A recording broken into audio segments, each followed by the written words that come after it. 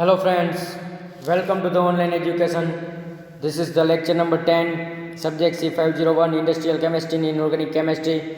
We have studied about the chapter number 2, Transition Metal Complexes of the pi acid ligands. તો વિદ્યાર્થી મિત્રો આપણે transition metal complexes વિશે અભ્યાસ કરી રહ્યા છીએ. તેમાં આપણે મેટલ કાર્બોનિલ્સ અને એના અમુક એક્ઝામ્પલ્સ બરાબર છે, એના મોલેક્યુલ એના વિશે આપણે અભ્યાસ કરી ચૂક્યા છીએ.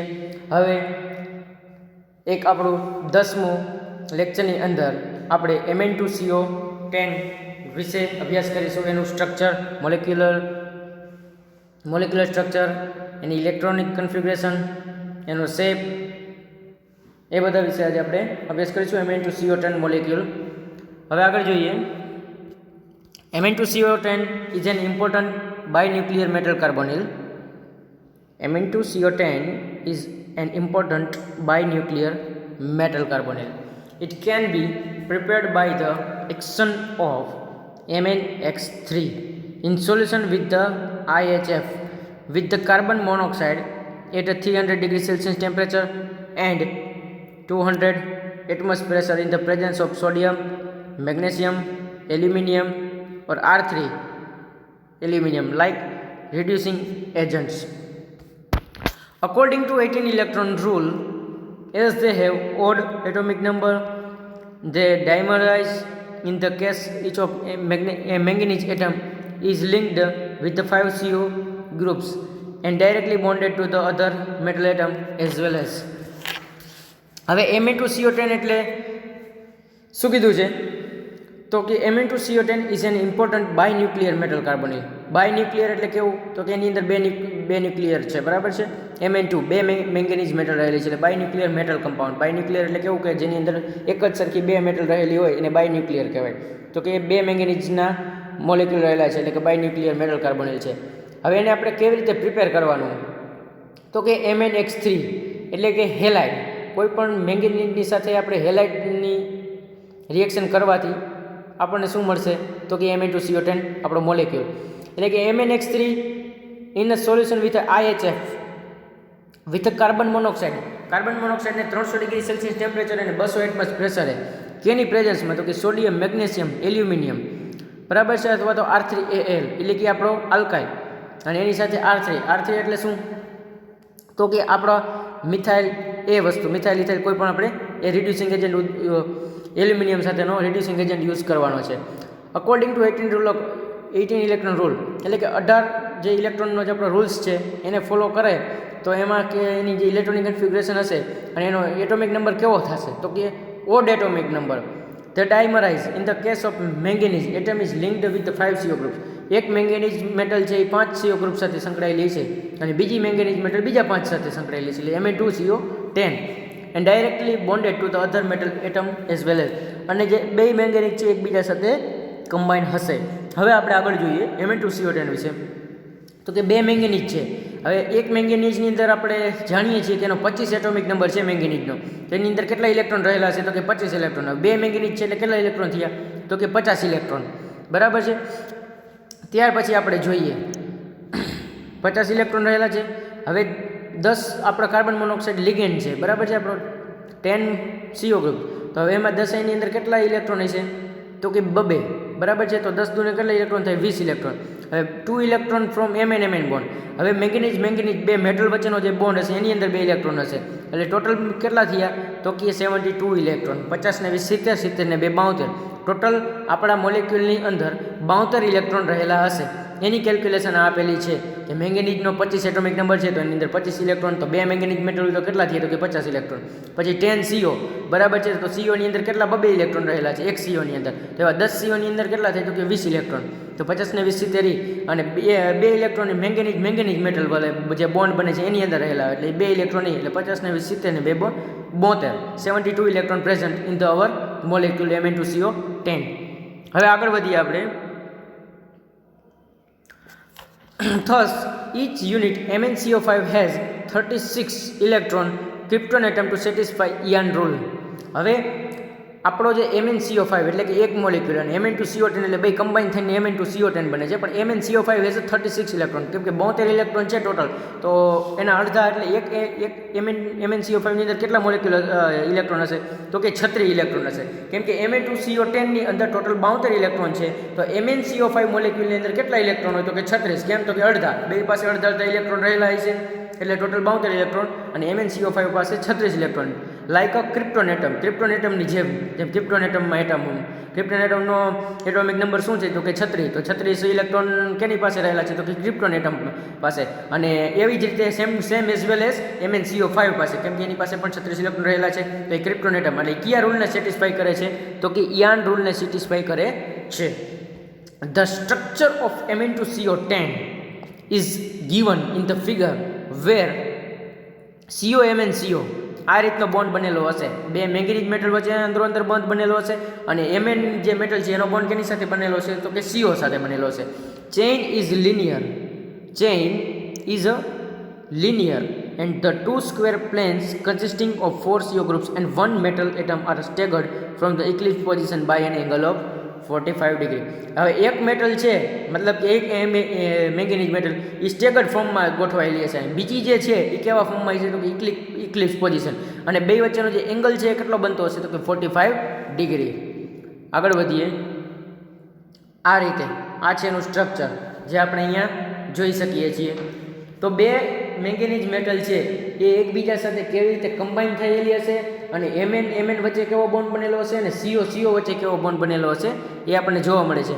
એક મેંગેનીઝ મેટલ છે એ સ્ટેગર્ડ ફોર્મમાં છે, અને બીજી મેંગેનીઝ મેટલ છે એ ઇક્લિપ્સ ફોર્મમાં 45 ડિગ્રીના ખૂણા સાથે ગોઠવાયેલી છે, જે આપણને આ ફિગરની અંદર દેખાવામાં આવ્યું છે. અહીંયા જોઈ શકીએ છીએ કે બે મેંગેનીઝ મેટલ રહેલી છે, બરાબર છે. હવે એની સાથે બેની સાથે 5 CO ગ્રુપ છે, પહેલો, આ બીજું, આ ત્રીજું, ચોથું અને પાંચમું, આ 5 CO ગ્રુપ આ રીતે જોડાયેલા છે. આ બીજી મેંગેનીઝ મેટલની સાથે પણ બીજા 5 CO ગ્રુપ એકબીજા સાથે કમ્બાઈન છે, એક સ્ટેગર્ડ ફોર્મમાં હશે, ઇક્લિપ્સ ફોર્મમાં હશે, બરાબર છે. The scheme of hybridization and the formation of bonds for Mn2CO10 can be represented as under. હવે આપણે એની ઇલેક્ટ્રોનિક કન્ફિગ્યુરેશન અને બોન્ડ ફોર્મેશન કેવી રીતે થશે એના વિશે અભ્યાસ કરીશું. તો અહીંયા એટલે કે નીચે મુજબ ફિગર આપેલી છે, એમાં આપણે જોઈએ તો કે મેંગેનીઝનો એટોમિક નંબર કેટલો છે, તો કે 25, તો Z is equal to 25, argon complete 3d5 4s2 4p0 4s2 4p0 3d5, એટલે કે બે ઇલેક્ટ્રોન આપણી 4s ઓર્બિટલમાં હશે અને 5 ઇલેક્ટ્રોન શેમાં હશે, તો કે એ આપણી ડી ઓર્બિટલમાં, બરાબર છે. એટલે કે કેટલા થઈએ, તો કે 18 ને 2 20 ને 5 25, એટલે ટોટલ 25 ઇલેક્ટ્રોન. હવે મેંગેનીઝની અંદર જે આપણે મેંગેનીઝની કન્ફિગ્યુરેશન જોઈએ તો એ કયા પ્રમાણે છે, તો કે એ નીચે મુજબ છે. આર્ગોન કમ્પ્લીટ, બરાબર છે. હવે 3D ની અંદર 5 ઇલેક્ટ્રોન છે ટોટલ, તો પહેલી 3 ઓર્બિટલમાં બબે ગોઠવાશે અને પછી એક ગોઠવાશે, બરાબર છે. તો આ રીતે થઈ. હવે આમ આપણે જોઈ શકીએ કે એસમાં પણ એસ, પી અને ડી એવી રીતે ટોટલ કઈ ઓર્બિટલ આમાં ભાગ લેશે હાઇબ્રિડાઇઝેશનની અંદર, તો કે D2sp3. હવે કઈ રીતે, તો કે જો અહીં MnCO10 આપેલો છે, બરાબર છે. તો હવે કેવી રીતે Mn વચ્ચે સિગ્મા બોન્ડ બનશે, બરાબર છે. તો અહીંયા જોઈએ આર્ગોન કમ્પ્લીટ, બરાબર. પછી જે આ ખાલી ઓર્બિટલ છે એમાં કોણ કઈ વસ્તુ ગ્રુપ બનાવીને ઇલેક્ટ્રોન કમ્બાઈન થશે, તો કે CO આપણો શું છે, તો કે લિગેન્ડ છે, બરાબર છે. તો મેંગેનીઝ અને CO વચ્ચે બોન્ડ બને છે, Mn બોન્ડ બને છે, કેવો છે, સિગ્મા બોન્ડ, બરાબર છે. તો હવે કેવું થાય, તો કે D2sp3.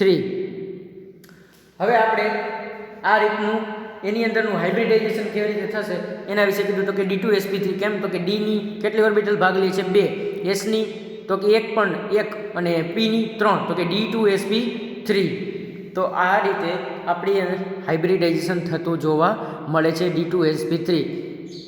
પીની 3 ઓર્બિટલ ખાલી છે, એસની પણ 1 ઓર્બિટલ ખાલી છે, અને ડીની 1 ઓર્બિટલ ખાલી છે, બરાબર છે. ડીની 2 ઓર્બિટલ ખાલી છે, એટલે કે D2sp3. જે અહીંયા બાકીના જે CO ગ્રુપ છે એની સાથે શું થશે, તો કે 5 CO ગ્રુપ એકબીજા સાથે જોડાશે. હવે Mn2CO10 એટલે કે બે મેંગેનીઝ મેટલ, એટલે એની ઇલેક્ટ્રોનિક કન્ફિગ્યુરેશન બીની સરખી હશે, 25 ઇલેક્ટ્રોન. એટલે કેવી રીતે ગોઠવાશે, તો કે જો SP અને ડી એવી 3 ઓર્બિટલ રહેલી છે, D2sp3. એટલે ડીની 2 ઓર્બિટલ ભાગ લેશે, એસની 1 ઓર્બિટલ ભાગ લેશે અને પીની 3 ઓર્બિટલ ભાગ લેશે, જેમાં આપણો CO છે CO ગ્રુપ છે એ શું થશે તો કે બોન્ડ ફોર્મેશન કરશે. તો આ રીતે બોન્ડ ફોર્મેશન પ્રોસેસ થતી જોવા મળે છે. હવે આગળ વધીએ. In Mn2CO10 metal atom is a D2sp3 hybridized, જે આપણે ઉપર સમજાવ્યું, and all the electrons are paired. અને બધા જ ઇલેક્ટ્રોન કેવા છે તો કે પેર છે, બરાબર છે, અનપેર નથી. સો મોલેક્યુલ બીકમ્સ ડાયામેગ્નેટિક. એટલે મોલેક્યુલ કેવું બન્યું? ડાયામેગ્નેટિક. જો અનપેર ઇલેક્ટ્રોન એક પણ રહેલો હોત તો કેવું હોત તો કે પેરામેગ્નેટિક હોત, અને આ કેવું છે? ડાયામેગ્નેટિક. કેમ કે because all electrons are paired. The diamagnetism also suggests the presence of Mn bond. હવે ડાયામેગ્નેટિઝમ સજેસ્ટ શું કરે છે તો કે પ્રેઝન્સ ઓફ Mn બોન્ડ, એટલે કે મેંગેનીઝ મેટલ, એટલે કે બે મેટલ વચ્ચે બોન્ડ બને છે. Mn sigma bond has also been shown by x-ray diffraction. હવે આપણને એ સિગ્મા બોન્ડ છે એ કેના ઉપરથી જાણવા મળે છે કે Mn વચ્ચે ડેલ્ટા બોન્ડ રહેલો છે. મેંગેનીઝ મેટલ, બે મેટલ વચ્ચેનો જે ડેલ્ટા બોન્ડ છે એ આપણને કઈ પદ્ધતિ દ્વારા જાણવા મળે છે તો કે એક્સ-રે ડિફ્રેક્શન દ્વારા આપણને જાણવા મળે છે. And study of the compound and the distance of Mn is found to 0.79 angstrom. એટલે કે એક્સ-રે ડિફ્રેક્શન દ્વારા આપણે બે મેંગેનીઝ મેટલ વચ્ચે ડેલ્ટા બોન્ડ રહેલો છે, અને એ ડેલ્ટા બોન્ડ વચ્ચે, એટલે કે એ ડેલ્ટા બોન્ડ બનેલો છે, અને Mn વચ્ચેનું જે અંતર છે એ કેટલું છે તો કે 2.79 એંગસ્ટ્રોમ જેટલું છે, 2.79 એંગસ્ટ્રોમ જેટલું છે. From the IR spectra it has been found the molecule has no bridging CO groups. હવે IR સ્પેક્ટ્રલ સ્ટડીઝ ઉપરથી મોલેક્યુલનું જે સ્ટ્રક્ચર છે એમાં એ જાણવા મળ્યું કે એની અંદર કોઈ પણ બ્રિજિંગ CO ગ્રુપ્સ રહેલું નથી, બરાબર છે, નો બ્રિજિંગ CO ગ્રુપ્સ. હવે એના જેવું સ્ટ્રક્ચર કેનું હશે તો કે Te2CO10 અને Re2CO10 also have this type of structure. Mn2CO10 જેવું સેમ સ્ટ્રક્ચર કોણ ધરાવે છે તો કે Re2CO10 અને Te2CO10, એ પણ બંને Mn2CO10 જેવું જ સ્ટ્રક્ચર ધરાવે છે. તો વિદ્યાર્થી મિત્રો, આજે આપણે આજના લેક્ચરમાં, એટલે કે લેક્ચર નંબર 10માં Mn2CO10 મોલેક્યુલ વિશે અભ્યાસ કર્યો. હવે એટલે કે આગળના નેક્સ્ટ લેક્ચરમાં આપણે છઠ્ઠું મોલેક્યુલ, આપણે ટોટલ અત્યાર સુધીમાં 5 મોલેક્યુલ વિશે અભ્યાસ કરી ચૂક્યા છીએ. હવે આપણું નેક્સ્ટ મોલેક્યુલ એટલે કે CO2 CO8 વિશે નેક્સ્ટ લેક્ચરમાં અભ્યાસ કરીશું.